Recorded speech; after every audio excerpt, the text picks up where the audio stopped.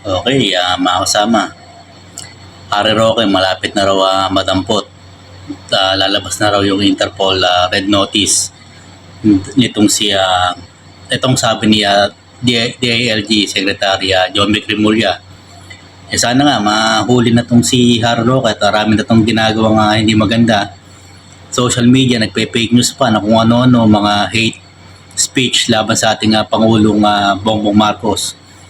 Bagamat hindi ko binot si Pangulong Bongbong Marcos, binoto siya dating senador, pagka-senador, naglieni ako nitong presidential balls, di ba?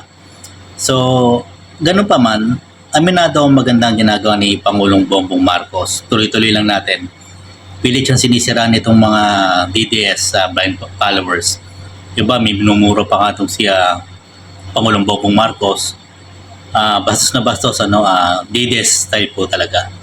Parang kulto na itong mga to, wala na sariling hindi na reasonable ang mga pinagagawa sa social media. Ngayon, balik tayo kay sa sinabi ni LG John B. Cremulya. Sana naman, sana. At siya daw ang pupunta doon sa Vienna ba yun? Doon sa Europa na kinaroroonan ni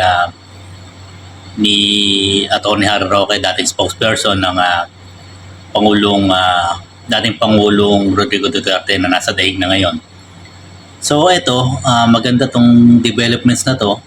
Bagaman nakakadismaya yung sinabi niya dati na mahuhuli na raw si Atong Ang. May kinakasangkutan din yun na kaso, mga kasama. Nakakadismaya, muntikan na raw. Ngayon, ito naman si Harry Roque. Sana naman, kung magagawa ito ni DILG Secretary John B. Cremulya, magandang development to habang siya ay DILG Secretary. Ngayon, may kumakalat na si Trillanes susunod DILG Secretary, susunod. Nakikita natin sa social media, sa post ni Atty. Falsis, Jesus Falsis, baka daw itong si dating Senador Antonio Trillanes na ang maging DILG Secretary. Gustong-gusto ko yung mga yan.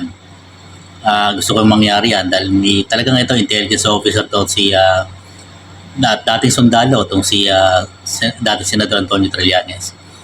At kapag nahuli ito si Harry Roque, tingnan natin ang yabang niya ngayon, mga pinagagawa niya. Mapambatos niya sa ating Pangulong Bongbong Marcos kahit gumagawa naman ng trabaho niya walang perpektong kung gobyerno o Pangulo. Pero kapag may ginagawa ang ating Pangulo na maganda, suportahan po natin. Binoto man natin siya o hindi. Para hindi naman laging toxic ang social media. Maging reasonable tayo. Reasonable kaysa dito sa mga ginagawa na ibang DTS blind supporter.